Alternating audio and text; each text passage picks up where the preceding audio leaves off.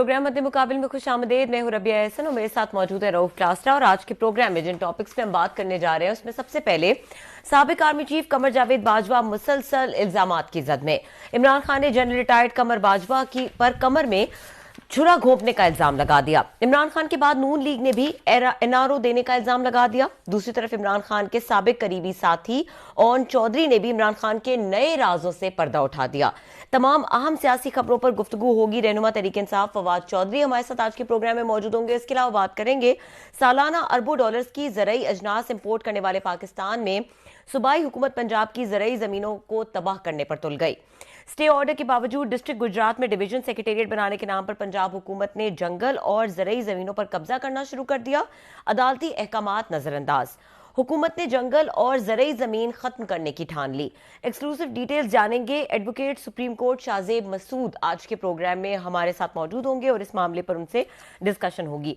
हमारे साथ मौजूद है फवाद चौधरी साहब, सीनियर रहनुमा पाकिस्तान तहरीक इंसाफ। उनको वेलकम करेंगे शो पे। अस्सलाम वालेकुम जी। अस्सलाम वालेकुम फवाद साहब, सबसे पहले तो बहुत सारी बातें डिस्कस होने वाली, लेकिन ये अर्ज कीजिएगा कि आपका जो गुज़श्ता दिनों में इस्टेब्लिशमेंट के हवाले से पॉइंट ऑफ व्यू है या आपकी जो ओपिनियन है वो पॉजिटिव थी मौजूदा इस्टेब्लिशमेंट के हवाले से।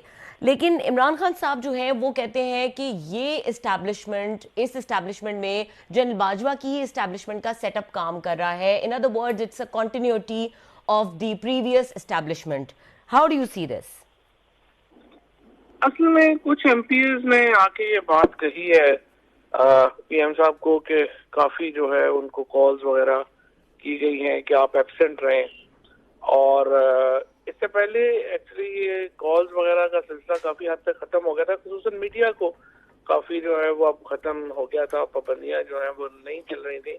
लेकिन ये कुछ दिनों से सूरत हाल कुछ इस किस्म की आई है। फिर जाहिर है जिस तरह से आप देख रहे हैं एमके को जो इकट्ठा किया जा रहा है, बीएपी को बलूचिस्तान के अंदर जिस तरह से आप एक पीपल्स पार्टी में शामिल कराया जा रहा है, तो उसकी वजह से ये बनता है कि वो जो न्यूट्रलिटी है उसमें कुछ फ्लक्चुएशन आती रहती हैं। अब देखते हैं इसको ये पॉलिसी कैसे आगे बढ़ती है, कैसे चलती है। तो हम तो जाहिर है कि हमने पहले भी कहा है हम तो अच्छे ताल्लुकात चाहते हैं, एक वर्किंग रिलेशनशिप चाहते हैं, लेकिन जाहिर है ये फैसला तो उन्होंने करना है, हमने तो नहीं करना।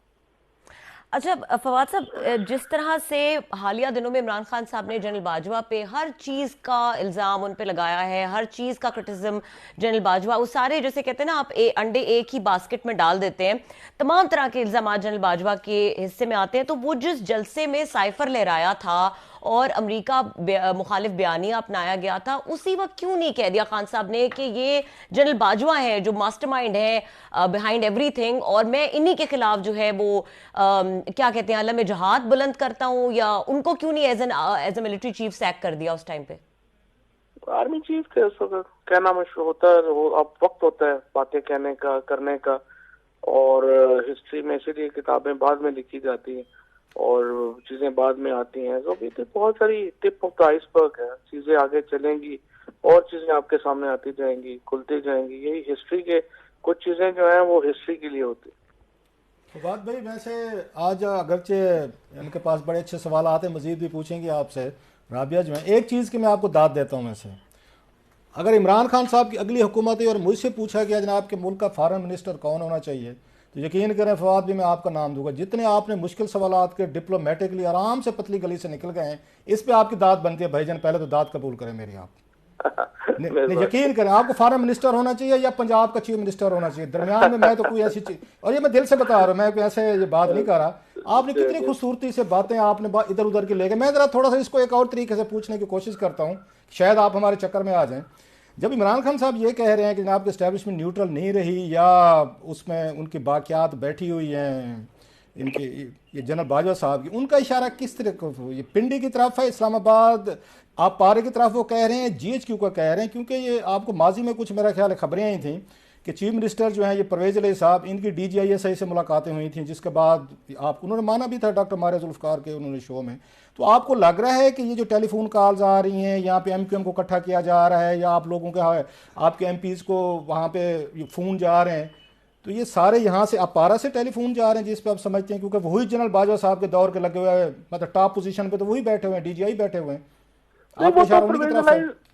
वो तो परवेज इलाही साहब को भी जो मैसेज दिया गया वो भी मुनासिब नहीं था। लेकिन ना बड़ी सिंपल बात है, अगर आप भाईजान चाहते क्या हैं मैसेज था, प्लीज अब आपके पास कोई खबर है शेयर कारी दें, क्या मैसेज था भाईजान? नहीं, वो तो उन्होंने एक बात इंटरव्यू में भी कर दी थी ना कि मुझे कहा गया कि असेंबलियां जो हैं वो नहीं तहलील करनी और असेंबलियां जो हैं वो आगे चलनी चाहिए। बात यही है कि अगर आप एक तरफ हम कहते हैं कि नहीं जी वो पॉलिटिशियंस के काम है वो करें, और जब पॉलिटिशियंस का या आइन का हम अपना राइट इख्तियार करना चाह रहे हैं तो उसको जो है वो आप इस तरह से उसको में रखने डालें, वो भी फिर मुनासिब नहीं है ना। या तो आप फैसला करें कि एक पॉलिटिकल रोल रखना है तो बिल्कुल जो उसके ऊपर फिर एक आगे बात करते हैं। बड़े मुल्कों में बर्मा में ऐसे ही है, बर्मा में रोल ऐसे ही है। अगर हमें बर्मा का मॉडल बनाना है, नॉर्थ कोरिया का मॉडल बनाना है, लेकिन कुछ तय कर लें पाकिस्तान को कैसे चलाना है। इस तरह नहीं चल सकता, आधा तीतर आधा बटेर, किसी को कुछ नहीं पता क्या हो रहा है।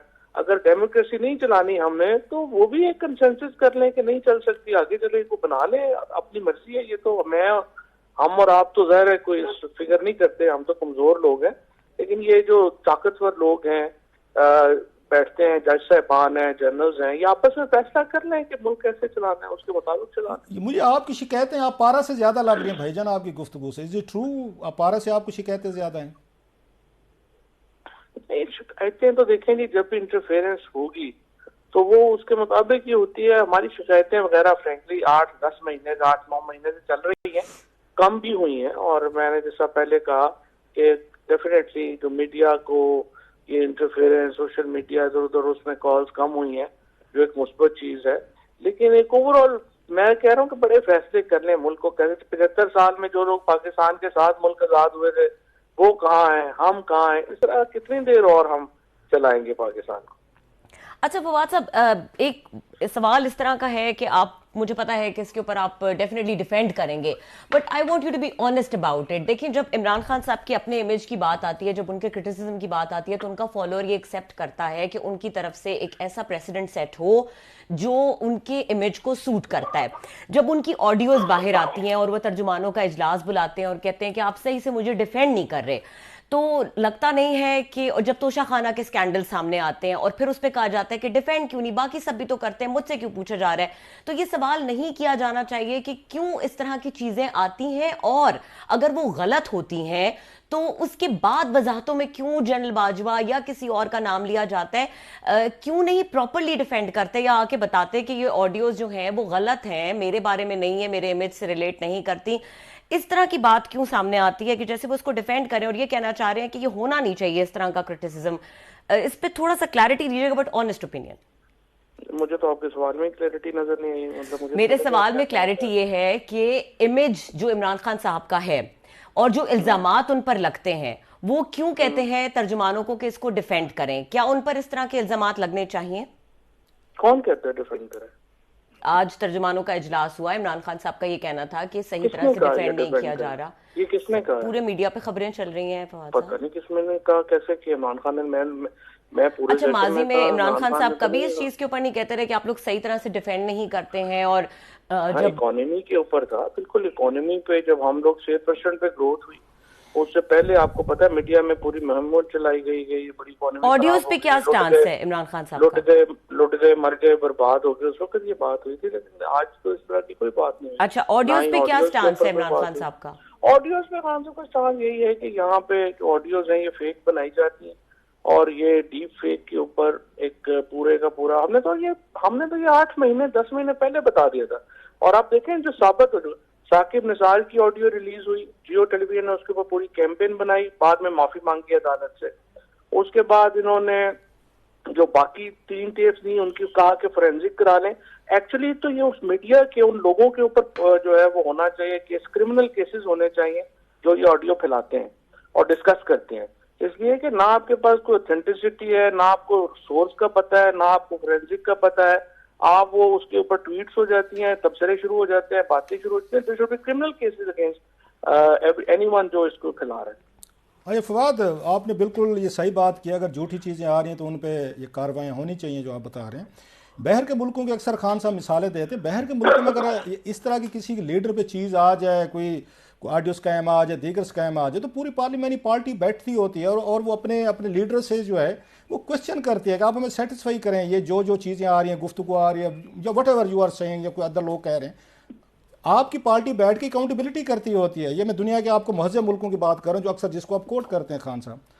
आप लोगों ने कोई पार्लियामेंट्री पार्टी का इजलास बुला के खान साहब के साथ मीटिंग की है, उनसे क्वेश्चनिंग की है कि खान साहब आप पे जो चीज़ें आ रही हैं ये ठीक हैं, गलत हैं, क्यों आ रही हैं, आपका क्या मौक़िफ़ है, या पार्टी को क्या करना चाहिए इस पर? कोई इस तरह की सीटिंग हुई है आपके यहाँ?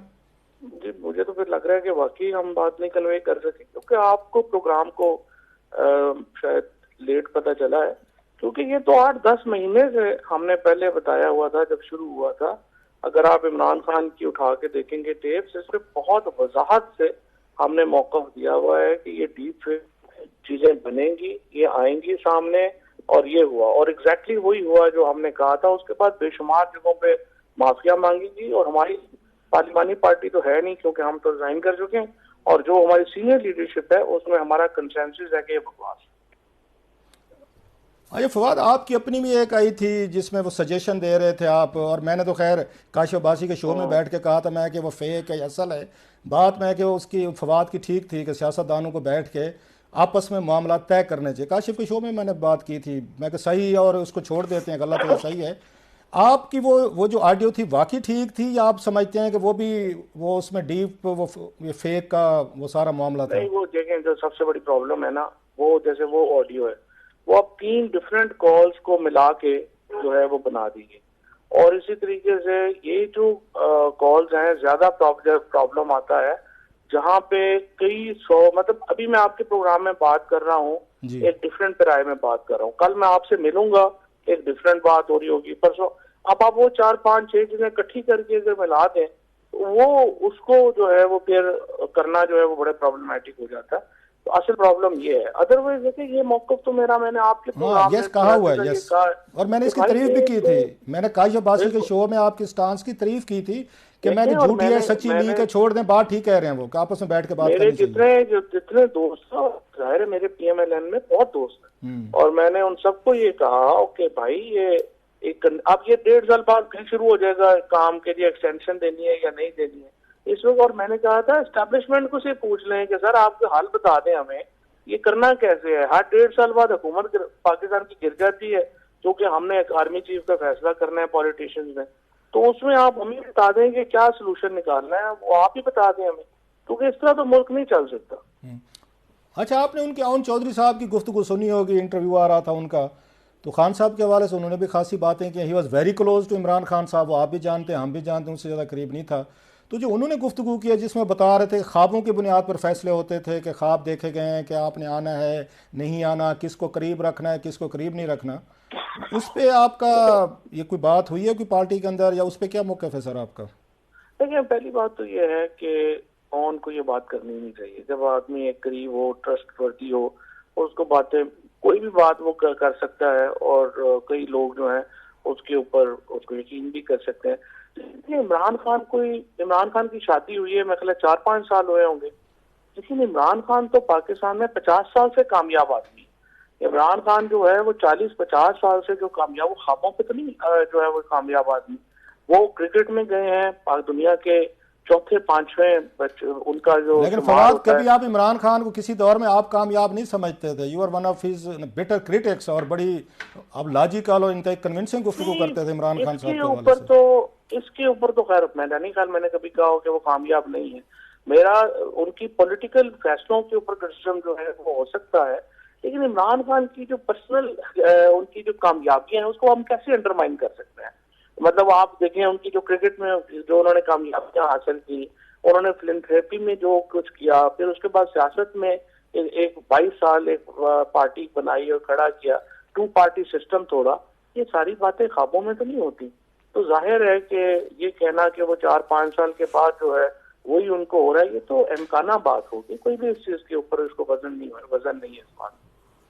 अच्छा सर, आपने जवेद चौधरी साहब ने भी खास है एक कॉलम की सीरीज़ उन्होंने लिखी है, और जो सबसे ज़्यादा उन्होंने बातें की हैं कि जनरल उन बाजवा साहब को एक्सटेंशन देने के लिए यहाँ पे पहले असद उमर साहब गए, फिर परवेज़ खटक साहब गए, उन्होंने ऑफर्स की, सब कुछ किया, तो ये सारी चीज़ें जो हैं ये ऑफर्स वगैरह करने, जनरल बाजवा साहब वो जो बात अभी राबिया कह रही थी कि उन खान साहब को पता चल गया था मार्च अप्रैल में कि अगेन हमारे साथ नहीं है, तो उसके बाद भी उनको ऑफर्स करना, उनको वहाँ पे एक्सटेंशन देना, वाज इट जस्टिफाइड सर? नहीं, ऐसा नहीं था। जो उनको ऑफर की थी एक्सटेंशन, वो ये कहा था कि जनाब बात ये है, अगर आपने इस वक्त ये रेजिम चेंज के ऊपर किया, पाकिस्तान की इकोनॉमी बहुत फ्रेजाइल है, बड़ी मुश्किल से ये कोविड के बाद इसके बाद मामला सामने हैं, अगर एक्सटेंशन ही मसला है तो आप एक्सटेंशन ले लें, लेकिन ये साजिशें जो है ना ये ना करें, और आप इस वक्त हुकूमत बदलाएंगे बड़ी ज्यादा प्रॉब्लम हो जाएगी। इस कॉन्टेक्स्ट में जो है वो बात की हुई थी, और बिल्कुल सही बात है। पॉलिटिशियन की यहाँ पे बेचारों की क्या है, अगर वो न्याय लेना चाहे वो कहें हमें देने करे तो कौन सा को रोक सकते हैं। फवाद भी आप कह रहे हैं जनरल बाजवा ब्लैकमेल कर रहे थे इमरान खान साहब की हुकूमत को? ये तो आप कह सकते हैं, लेकिन बहरहाल उनकी स्ट्रेटजी जो थी वो जाहिर है कि बदलने की थी, और इसलिए जाहिर है आप क्या कहेंगे, आप यही कहेंगे कि आप मेहरबानी करें हुकूमत, और बड़ा नुकसान हुआ पाकिस्तान को इस एडवेंचर का। अच्छा सर, ये हुसैन हक्कानी साहब की सर ये क्या कहानी है कि वो जो इमरान खान साहब कह रहे थे कि उनको हायर किया गया था बाजवा साहब ने उनके खिलाफ लॉबिंग करने के लिए? सर ये तो देखिए ना, डॉक्यूमेंट सामने आया है, फॉरेन ऑफिस जो है वो शाह महमूद कुरैशी के अंडर है, शाह महमूद कुरैशी को पता ही नहीं है, वज़ीर आज़म को पता ही नहीं है। एक कंपनी जो है वो क्रिएट हुई, उस कंपनी में जनाब उस कंपनी ने जाके आगे हुसैन हक्कानी को $25,000 पे हायर कर लिया। अभी ये भी देखना पड़ेगा कि वो उस कंपनी एक्चुअली कितने पैसे ले रही थी, और वो आगे कितने डिस्ट्रीब्यूट कर रही थी, और अपने पास कितने रख रही थी। कोई ना ऑडिट है, ना हिसाब है, ना किताब है, बस ऐसे ही मुल्क चला जाए। आप सिर्फ लोग पॉलिटिशियन को लेके बैठ जाते हैं। मेरी किसी से बात हो रही थी, आप लोगों की हुकूमत के दरमियान मेरा ख्याल है 2021 स्टार्ट में एक समरी आई थी जिसमें ये प्रपोजल उसमें दी गई थी कैबिनेट में इमरान खान साहब को कि अब जो आइंदा आपने कोई लॉबिंग फर्म आपने हायर करनी है तो पेपरा रूल्स की कोई ज़रूरत नहीं है, ये इख्तियार जो है ना ये दे दिया गया था फॉरेन ऑफिस को कि वो मर्जी से जिसको चाहें वो हायर कर सकते हैं। ये पावर तो आपने दी थी फॉरेन ऑफिस को सर, इसके मिनट्स भी मौजूद हैं भाईजान। वो बात ठीक है, वो तो पेपरा होना भी नहीं चाहिए, अमकाना बात है कि आप वहाँ पे लॉबिंग फर्म हायर करें और उसके ऊपर आप कंपटीशन कराएं और उनको बताएं कि हमें ये चाहिए, वो तो कोई भी मुल्क जो है वो एक्सपोज नहीं करेगा, वो तो बिल्कुल सही है। लेकिन आप देखें ना, जो भी पन्ना है वो फॉरेन मिनिस्टर को, प्राइम मिनिस्टर को एतमाद में लेके या हायरिंग जो है वो उसका तरीका होना चाहिए ना, ये तो नहीं कि वहीं बैठे हुए जो है वो दो लोग फैसला कर लें कि हमने ये करना। अच्छा, ये फवाद भाई आप सही कह रहे होंगे, हुकूमत में रहे हैं, कि शाह महमूद कुरैशी साहब इतने भोले हैं कि उनको साइफर का पता भी नहीं चलता, उनको वहाँ पे हुसैन हक्कानी साहब हायर हो जाते हैं, उनको पता नहीं चलता। $25,000 अगर दिए जा रहे हैं, साफ ज़रे कहीं ना कहीं से अप्रूवल होती है, और आप क्योंकि खुद मिनिस्टर हैं, फाइल तो आपके पास भी आती होती, कोई भी इस तरह की अप्रूवल हो, तो शाह महमूद कुरैशी साहब के पास कोई फाइल भी नहीं आती थी, अप्रूवल भी नहीं ली जाती थी, नीचे से सेक्रेटरी साहब खुद कर लेते थे ये सारी चीज़ें, या शाह साहब आखिर पे अपने ऊपर से बर्डन हटाते थे ना, मुझे तो पता ही नहीं है क्या हो रहा था, नहीं हो रहा था। अगर इतने नालायक निकम्मे थे तो फॉरेन मिनिस्टर कैसे लग गए थे सर? उन्हें तो कुछ पता ही नहीं था उन्हें। नहीं, अब पता नहीं ना कि जो बनी थी वो कैसे बनी थी, वो उसको ऑथराइजेशन किसने दी थी, पैसे कहाँ से आए थे, क्या हुआ था। अब ये देखो ना, इसकी तो इन्वेस्टिगेशन की चाहिए ना, ये तो इम्पोर्टेंट है कि इसके अंदर एक पूरा लॉन्च किया जाए, ऑपरेशन हो, इसमें एक इन्वेस्टिगेशन लॉन्च हो, और कम से कम एक इंटरनल इंक्वायरी तो फॉरेन ऑफिस करके वज़ीर आज़म के सामने रखे तो ये कैसे बनी थी, क्यों बनवाई गई थी, किसने बनाई थी, और वो प्राइम मिनिस्टर जो है वो उसको देखे। कम से कम ये तो प्राइम मिनिस्टर ऑफिस चाहिए था इसके ऊपर इंक्वायरी लॉन्च करना। एक लास्ट क्वेश्चन सर, अब तक ये देखा कि जब से आप लोगों की हुकूमत गई है, स्पेशली ये पिछले 1-1.5 महीने में हम देख रहे हैं खान साहब ज़्यादा, आप लोगों ने ये तस्वर दिया कि हमें तो कुछ पता ही नहीं था, किसी चीज़ का हमें नहीं पता था, या जनरल बाजवा कर रहे थे, या ISI कर रही थी, फौज कर रही थी, फलाने लोग, हमें बिल्कुल कुछ पता नहीं था सर। ये आपकी डिलिबरेट एफर्ट है कि चलें अपने ऊपर से बर्डन हटाया जाए, जी हम तो बिल्कुल इनोसेंट थे, हमें तो पता ही नहीं चला और कुछ और लोग थे हुकूमत चला रहे थे, या आप अपनी नाकामी को मतलब मान रहे हैं कि हमसे हुकूमत चल ही नहीं पा रही, कुछ और लोग चला रहे थे? नहीं, ऐसा नहीं होता ना, कई होती है अंदर सैलरी होती है, हर चीज का तो जाहिर आपको पता नहीं होता। कोई आप जो है वो कोई एक ऐसा तो नहीं ना कि आपने हर चीज जो है वो रोजाना सैकड़ों काम हो रहे होते हैं, उसमें ये तो नहीं। भाईजान आपकी हुकूमत को हटाने के काम हो रहे थे, ये तो मामूली काम नहीं था ना, आपकी हुकूमत हटाई जा रही थी, हुसैन हक्कानी साहब को आपके खिलाफ हायर किया जा रहा था अमेरिका में, ये तो बड़े बड़े काम थे भाईजान। नहीं, हुकूमत हटाने का हुकूमत को भी नहीं पता चलता, ये मैं आपको यकीन दिला सकता हूँ। अच्छा, इन एडिशन एक छोटा सा सवाल फवाद साहब, इमरान खान साहब कहते हैं कि हमारी एजेंसीज का ये काम रह गया कि लोगों के ऊपर फाइलें बनाए और उनको ब्लैकमेल करें, तो इसके ऊपर तो उनका स्टांस पहले डिफरेंट होता था। वो कहते थे एजेंसीज बिल्कुल ये काम करती हैं, तो ये इससे ज्यादा ये नहीं लगता कि आप लोग यू टर्न ले लेते हैं, जो चीज आपके फेवर में जा रही है वो ठीक है, जब वो अगेंस्ट होगी तो वो नहीं होनी चाहिए। आई राबिया गुस्से में बैठी है आप पे भाईजान। नहीं, वो इसलिए ना राबिया को कॉन्टेक्स्ट का नहीं ना पता है जिसमें वो बात, और जब भी आउट ऑफ कॉन्टेक्स्ट बात हो तो फिर ऐसी बातें आती हैं। वैसे मैंने शो से पहले कहा था, आपकी सॉरी बात काट रहा हूँ फवाद भाई, मैंने शो से पहले वार्न किया था, इन्होंने कुछ सवालात हैं, इन्होंने कहा मैंने सुने बगैर कहा मैं जरा Fawad is the man, no nonsense type, जरा समझ के सवाल कीजिएगा, मैंने पूछे भी नहीं थे क्या सवाल। क्लास सब नॉनसेंस नहीं है ये बात, नो नॉनसेंस समझे, मैं फवाद का कह रहा हूँ कि नो नॉनसेंस टाइप मैन, मैंने ये कहा था, आपका नहीं कहा। नहीं, वो मैं ये सब बता रहा हूँ कि उन्होंने ये कॉन्टेक्स्ट में दिया था कि कितना बड़ा हमारा फ्रेमवर्क है, इतना बड़ा पैराफिलिया है एजेंसीज का। अगर यही एजेंसी जो है ये करप्शन रोकने के ऊपर, डॉलर स्मगलिंग के ऊपर, मनी लॉन्ड्रिंग के ऊपर फोकस करें, बजाय इसके कि लोगों की जाती जिंदगियों के ऊपर वीडियोस बनाने में अपना टाइम जाया करते रहे और लोगों की ऑडियोज जो है उनको ऊपर नीचे करके डालने की कोशिश करते रहे, तो ये कितना बड़ा एसेट है हमारा और कितना जबरदस्त काम आ सकता है, ये बात उन्होंने कही थी। अब वो कॉन्टेक्ट आप बिल्कुल ठीक कह रहे हैं फवाद साहब, बिल्कुल सही कह रहे हैं, लेकिन बस सिर्फ ये है कि जिस टाइम पे आप लोग हुकूमत में थे उस टाइम पे आप लोग ये करेक्शंस कर सकते थे और करवा सकते थे। बहरहाल बहुत शुक्रिया वक्त देने के लिए। ब्रेक का वक्त हो रहा है और ब्रेक के बाद बात करेंगे सालाना अरबों डॉलर्स की जो ज़रई अजनास पाकिस्तान इंपोर्ट करता है और अभी भी करने जा रहा है, और दूसरी तरफ ज़रई ज़मीनों के हवाले से स्कैंडल्स पे स्कैंडल्स आते हैं। अभी तक हम रूडा को लेके बैठे हुए थे, अब एक और स्कैंडल सामने आया, उसके ऊपर बात करेंगे। ब्रेक के बाद हमारे साथ रहिए।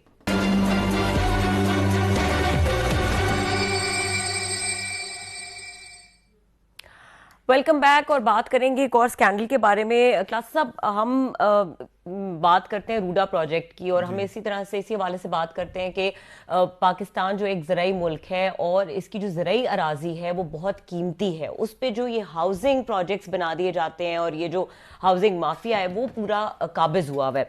अब ये एक और प्रोजेक्ट है जो पंजाब गवर्नमेंट की तरफ से परवेज लाई साहब जो गुजरात का डिविजनल सेक्रेटेरिएट बनाने के लिए एक पूरा जंगल है अंग्रेजों के दौर का जिसको खत्म करना चाह रहे हैं, और जो ज़राई ज़मीनें है, सोना उगलती हुई ज़मीन है, उसके ऊपर ये बनाया जा रहा है। हमारे साथ मौजूद है advocate Supreme Court Shahzeb Masood sahab, और वो भी इसकी एक्सक्लूसिव जो डिटेल्स हैं वो हमारे साथ शेयर करेंगे। उनको वेलकम कर लेते हैं और क्लास साहब आपका कॉमेंट इस पे। जी अस्सलाम वालेकुम शाहजेब साहब। जी अस्सलाम वालेकुम जी। शाहजेब साहब, इस थोड़ा सा स्कैंडल की डिटेल्स के बारे में बताएगा, ये जो तमाम तर मामला है ये क्या है? स्कैंडल तो मैं नहीं कहूँगा, बट बहरहाल एक इशू ये था कि गुजरात में ये डिस्ट्रिक्ट सिटीज की ये जो हाउसिंग वगैरह जो पूरा डिस्ट्रिक्ट बना रहे हैं उसके लिए इनको जमीन की रिक्वायरमेंट थी, तो उस जमीन की रिक्वायरमेंट को पूरा करने के लिए they wanted to acquire certain land. उसमें ये पूरा एक जंगल लगा हुआ है जहाँ पे हजारों कनाल पे, तो उसकी ये एक्विजिशन का मामला था जिसमें लोकल्स ने फिर इसके अगेंस्ट प्रोटेस्ट किया और हमारे पास एज ए क्लाइंट भी है। So we filed a petition जो कि हाई कोर्ट में जस्टिस शाहिद करीम साहब के पास लगी हुई, तो उन्होंने उस पर स्पेशल नोटिस लेके इनको नोटिस किया और रिस्ट्रेन किया कि ये जो जंगल है ये ना सिर्फ गवर्नमेंट एक्वायर करके उस पर ये हाउसिंग प्रोजेक्ट काट के पूरा जंगल करेगी, बल्कि इसके नीचे से एक ड्रेन भी गुजरता है जो फ्लड्स वगैरह के उसकी प्रोटेक्शन के लिए इधर क्रिएट हुआ है। और जंगल काटना की तो कोई समझ ही नहीं आती कि आप इस किस्म के प्रोजेक्ट के लिए कोई भी एरिया और आप एक्वायर करने के लिए देख सकते थे। ये मेन लैंड पे, मेन एरिया पे जंगल जहाँ पे लगा हुआ है और बड़े सालों से लगा हुआ है, उसको ये खत्म करके बिल्कुल एक वो हाउसिंग प्रोजेक्ट और ये ऑफिसर्स के रहने की जगह बनाने की कोई तुक समझ नहीं आती। बहरहाल court had been very gracious, उन्होंने उसका नोटिस भी लिया और उस पर रिस्ट्रेन भी किया। अब कमीशन अपॉइंट किए हैं उन्होंने जो कि अभी अपनी रिपोर्ट देंगे सारी प्रोजेक्ट के ऊपर। सर मैं आपकी पिटीशन पढ़ रहा था सर, जो आपने लिखी है उसमें जो डिटेल्स भी आपने पेश की हैं, मैं कैलकुलेशन कर रहा था तकरीबन 6,500 एकड़ जंगल बनता है ये, अगर मैं गलत नहीं कह रहा था। आपने जो इसमें डाटा दिया 6,500 एकड़ बहुत बड़ी एक उसकी जगह है। ये हमारी ब्यूरो को चले इनको एक उसके लम्हे के लिए पॉलिटिकल लीड को चौधरी साहबान को छोड़ देते हैं, उनका अपना हिर्स है, लालच है, वो तो ख़त्म नहीं होती। मिट्टी की वो कहते हैं कब्र ही शायद मुंह भरे, तो ये भरे इन लोगों का, इंसान तो नहीं भर सकते। ये जो ब्यूरोक्रेसी बैठी होती है, जिन्होंने सारी इसकी प्रोजेक्ट्स की इन्होंने एवेल्युएशन करनी होती है, वहाँ पे सेक्रेटरीज बैठे हैं, चीफ सेक्रेटरीज बैठे हुए हैं, डिपार्टमेंट्स के लोग बैठे हैं, एनवायरमेंटल एक अलहदा एक वहाँ पे मिनिस्ट्री बैठी हुई है। ये लोग कुछ नहीं देखते, इनके पास कोई क्राइटेरिया नहीं है कि यहाँ पे आप 6,500 एकड़ जंगल को तबाह करके माह चौधरी परवेज अली साहब एंड कंपनी को खुश करने के लिए कोई नोटिफिकेशन जारी कर देते हैं। ये क्लासा साहब, आप अगर इसमें अगर आप जवाब सुनते, जो 2-3 प्रोसीडिंग्स हुई हैं वो काफी इंटरेस्टिंग थे सर। एक डेट पे एडवोकेट जनरल ऑफिस से जो साहब थे वहां पे, उन्होंने कहा कि सर ये जंगल काट के कहीं और लगा देंगे। जज साहब के रिमार्क्स थे कि आज आपने ये रिमार्क्स दे दिए, आइंदा अगर आपने ऐसे कोई रिमार्क्स दिए तो मैं आपको कोर्ट के अंदर घुसने नहीं दूंगा। I mean this is their level of thinking at the moment, कि कोर्ट में आके वो ये कह रहे हैं कि जी वो जंगल है तो हम काट देंगे, कहीं और लगा देंगे, इसको बेच देंगे, लकड़ी को बेच के आप कितने को पैसे बना लेंगे भाई। ये इतना बड़ा जंगल जो कि इस वक्त पोल्यूशन हमारे मुल्क का सबसे बड़ा इशू है इस वक्त, अगर आप पंजाब का खास तौर पे देखें तो उसमें इतनी ज्यादा इंसेंसिटिविटी, तो आप हैरान होंगे जो उनके जवाब हैं, सारे डिपार्टमेंट से जवाब जब आए हैं तो वन वे और दी अदर स्वाई एक आध जवाब के आपको सब में ये लगता है, वो कहते हैं कि जी काट दें जी, कोई मसला नहीं है। लेकिन कई जगह आपको ये भी फील होता है कि वो हिडन वर्ड्स में कह रहे हैं कि हाँ जी ये सब मानते हैं कि जंगल है, सारा कुछ है, but I think way just वो जिस तरह होते हैं कि चीफ मिनिस्टर ने जो कह दिया तो बस करना है। भैया आप उनको साइड पे किसी और जगह पे कर लें, कुछ पीछे कर लें। एक तो वो ना सिर्फ ये होता है कि जंगल वगैरह उनके लिए सबसे ईजी होता है क्योंकि लोगों की ऑब्जेक्शन नहीं आती, सरकारी जगह है और सरकारी जंगल है। लेकिन आप अभी वो रूडा की एग्जांपल ले रहे थे, रूडा में जंगल्स को इंक्रीज किया गया है, एग्रीकल्चर लैंड का उधर इशू था, इधर एग्रीकल्चर लैंड का भी इशू है और जंगल को भी काट रहे हैं। दिस इज दी बहुत मेरा ख्याल है। ये सर, ये इमरान खान साहब हमेशा कहते थे एनवायरमेंट, उन्होंने बड़े 1 मिलियन बिलियन ट्रीज, उनके दौर में सबसे ज्यादा एनवायरमेंट यहाँ तबाह हो रहा है। रूडा का भी हमने स्टोरीज की हुई हैं कि आप किसानों से ज़बरदस्ती ज़मीनें ले रहे हैं, मार धाड़। लाहौर की हालत आपके सामने है, लोग सांस नहीं ले सकते। अब चौधरियों का बस चला है, वो पूरा गुजरात को उजाड़ने पे तुल गए हैं सर। तो खान साहब एंड कंपनी जो थे तो वो इसी काम के लिए थे कि एनवायरनमेंट ख़राब करने हैं। ये तो नारे मारते थे जनाब हम आएंगे और यहाँ पे बिलियन ट्रीज़ करेंगे। बिलियन ट्रीज़ क्या बनते हैं? 6,500 एकड़ पे जंगल तबाह करने पे तुल गए इनके अलाइज जो हैं। मुझे ये तो नहीं पता कि इमरान खान को इसका पता है कि नहीं पता। बहरहाल you're right, I mean इनकी गवर्नमेंट में ऐसा होना जो कि स्पेशली एनवायरमेंटल एस्पेक्ट से और जंगल लगाने के मामले में सबसे ज्यादा आगे हैं, तो ये बड़ी ऑड सी बात है। और अभी तक तो कोर्ट के ऑर्डर से रुका हुआ है, होपफुली इंशाल्लाह वी विल सक्सीड। इसको इंशाल्लाह सर आप इसको फॉलो करते रहें और हम आपसे जरूर फीडबैक आपसे रिक्वेस्ट करते रहेंगे कि चलें हमारा जो मतलब क्या कहते हैं नकार खाने में तूती वाली आवाज़ जो नकारा बजाते रहेंगे। आपकी बड़ी मेहरबानी सर, बहुत शुक्रिया, thank you very much. Thank you very much, बहुत शुक्रिया। शाजी मसूद साहब हमारे साथ मौजूद थे। ब्रेक का वक्त हो रहा है और ब्रेक के बाद क्लोजिंग कमेंट्स लेंगे क्लासेस साहब से। इस मामले पर हमारे साथ रहिए।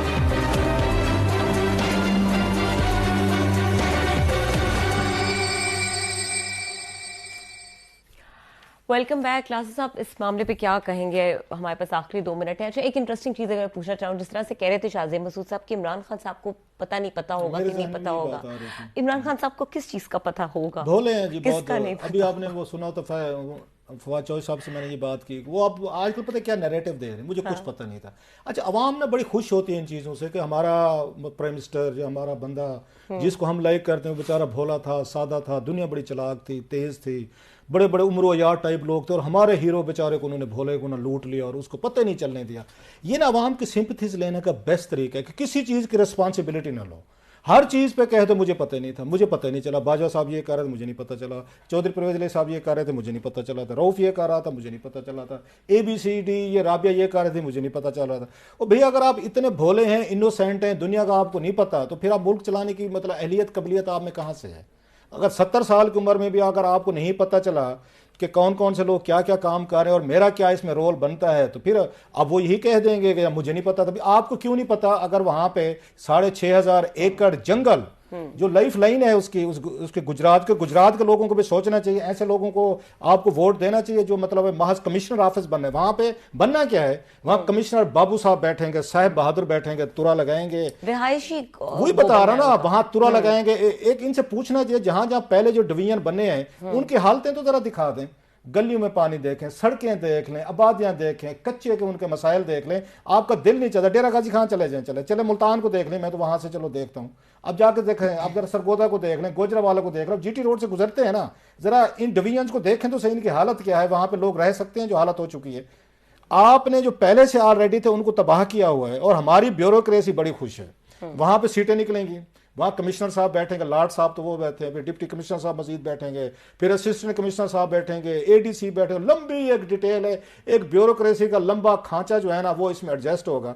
मतलब 700 कनाल या 800 कनाल का जंगल तबाह करने के बाद आप कंक्रीट बना रहे हैं, आप वहां पे चीजें बना रहे हैं। सबक आपने क्या सीखे हैं? रूडा की मतलब माँ सिवाय हमारे इस शो के कोई एक बता दें जो रूडा पे बात करता हो। उन्होंने सहाफियों को 700 उन्होंने दे दिया, कनाल दे दिए उन्होंने। परवेज अली साहब ने लाहौर में चुप बोलना नहीं है, ये चौधरी को दाद दें। उनके खिलाफ मीडिया पे कोई बात करके दिखाए। ये बड़े बड़े यहाँ पे जुगादरी ये बैठे हो ना, मैं आपको सबका कह रहा हूं, मैं इनको कहें चौधरी सबान पे बात करके दिखाएं। सबको खुश रखा हुआ है, उनको पता है कि किसको क्या आपने लॉलीपॉप देना है। ब्यूरोक्रेसी भी खुश है, हमारे फौजी, अच्छा हमारे फौजी भाई भी उनसे खुश हैं, हमारा मीडिया भी खुश है, जर्नल मैनेजिंग स्किल्स होनी चाहिए क्लास साहब, बस सारी बात है। यू नो कि आपने लोगों की चूंच कैसे गीली करनी, अपनी भी चूंच गीली करनी, अपनी तो खैर चूंच नहीं गीली करते, पता नहीं बहुत कुछ बिल्कुल ऐसा ही डफ जाते हैं। लेकिन बाकियों की भी चूंच गीली, ये बहुत बड़ी बात है। गुजरात के लोगों को इस पे खड़ा होना चाहिए। क्लास साहब उनको पसंद आए या ना पसंद आए, हम इस तरह के इश्यूज पे बात करते रहेंगे, क्योंकि ये छोटी है ना, एग्जैक्टली वो उसमें कारखाने में तूती मूती बजाते रहेंगे, हमारा काम है, करते। बहुत शुक्रिया, प्रोग्राम का वक्त खत्म हो गया। देखने के लिए शुक्रिया, इजाजत दीजिए, अल्लाह।